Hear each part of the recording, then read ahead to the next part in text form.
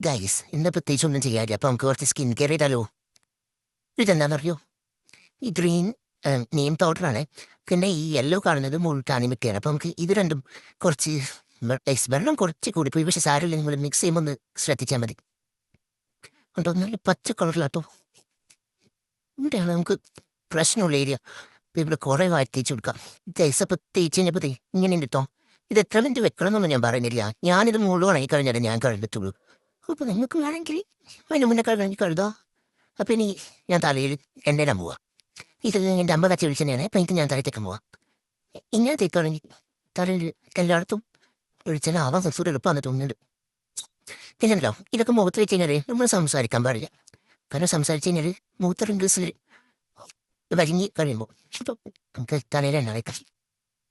അയ്യോ ശരിയോ, സാരമില്ല, അങ്ങനെയൊക്കെ പലതുണ്ടോ. അടുത്ത സ്റ്റെപ്പ് എന്ന് പറഞ്ഞാൽ തല നന്നായിട്ട് മസാജ് ചെയ്ത് കൊടുക്കാം.